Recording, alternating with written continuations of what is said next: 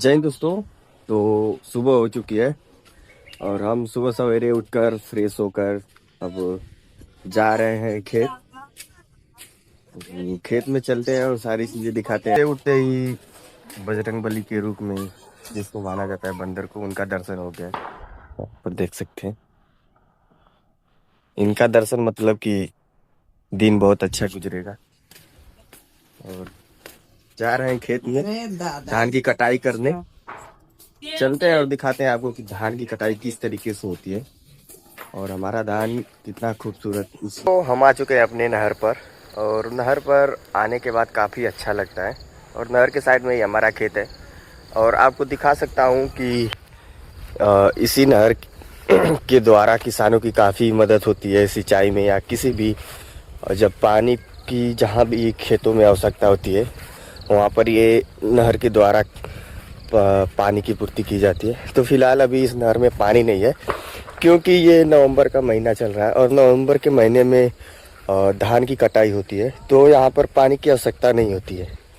नवंबर में जब धान की कटाई होती है तो पानी की आवश्यकता नहीं होती है।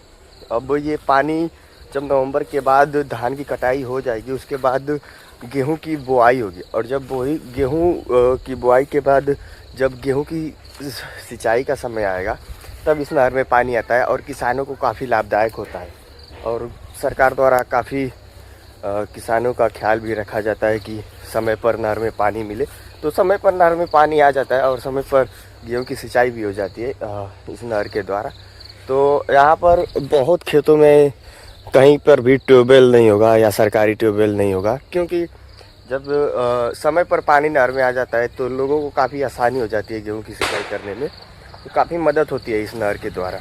और वैसे ही धान की जब रोपाई होती है, जब धान की बुआई होती है, रोपाई होती है, तो उस टाइम भी खेतों में बहुत ज़्यादा पानी लगता है। तो उस टाइम भी नहर में पानी रहता है क्योंकि उस टाइम बरसात का समय होता है। तो नहर से काफ़ी लाभ होता है हम किसानों को। और अभी मैं आ चुका हूँ अपने खेत में। देख सकते हैं इस खेत को हम लोग चारों तरफ से घेरे हुए हैं ताकि कोई जानवर ना आ पाए अंदर। इधर ये देख सकते हैं ये प्याज का सग्गा है जो आप अभी मार्केट में खरीदने जाएंगे तो आपको लगभग 50-60 रुपए किलो मिलेगा, जो कि हम किसानों को अब खरीदना नहीं पड़ेगा। यहाँ पर हम लोगों ने खुद उगा दिया है, आप देख सकते हैं। तो ये चीज़ होता है दोस्तों कि अगर आप गांव से बिलोंग करते हैं ना तो आपको कोई भी चीज़ ज़्यादा खरीदनी नहीं पड़ेगी। आप खुद, आपका खेत है तो आप उसमें उगा सकते हैं और उसका लाभ उठा सकते हैं। और यहाँ पे पालक और धनिया बोया गया था। यहाँ पे देखिए चना बोया गया था साग ओग के लिए, मतलब थोड़ा बहुत मॉर्निंग में क्या ब्रेकफास्ट बनाने के लिए। तो चना भी बो दिया गया था तो वो भी उग चुका है। और जो प्याज हम लोग खाते हैं ना तो प्याज को पहले बोया जाता है। तो प्याज को बोने से पहले उसकी बीज उगाई जाती है और वो बीज ये है, आप देख सकते हैं कितनी छोटी छोटी।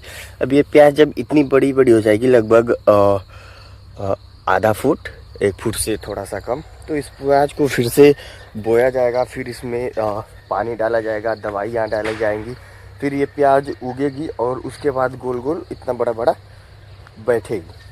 और जैसा कि मैंने आपको बताया कि जब आप गांव में रहेंगे ना तो काफ़ी चीज़ों का आपको लाभ होगा। मार्केट से ज़्यादा सब्जियां बाहर से नहीं खरीदनी पड़ेगी। वैसे ही यहाँ पर आप देख सकते हैं कि हमने लहसुन भी बोया है। ये लहसुन आप देख सकते हैं, ये लहसुन है। तो दोस्तों इतना वहाँ तक लहसुन है, पूरा बहुत ज़्यादा है। तो दोस्तों लहसुन, प्याज हो गया, सग्गा जिसको बोलते हैं, प्याज का ये जो निकला होता है, सग्गा हो गया, धनिया हो गई, पालक हो गया, मूली हो गया, सलजम हो गया और अन्य चीज़ें हो गई। ये सारी चीज़ें हम लोग को मार्केट से नहीं खरीदनी पड़ती हैं। हम लोग खुद अपने खेतों में उगा करके और उसकी सेवा देखभाल करके बड़ा जब हो जाता है तो उसका हम लोग लाभ उठाते हैं। तो वो चीज़ें हम लोग को मार्केट से नहीं खरीदनी पड़ती हैं। और यहाँ पर बगल में गन्ना भी है, आप तो देख सकते हैं कि गन्ने का भी लाभ काफ़ी हम किसान उठा लेते हैं गांव में रहकर।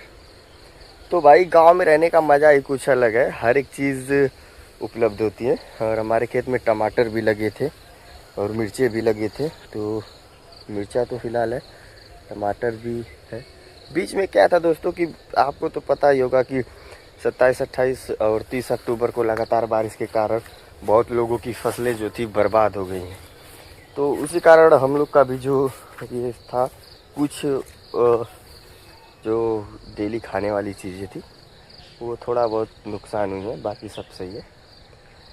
तो चलिए दोस्तों, फिर मिलते हैं अगले ब्लॉग में। आप अपना प्यार ऐसे ही हमारे चैनल पर दिखाते रहें, हमारे चैनल को सपोर्ट करें। जय हिंद, जय भारत।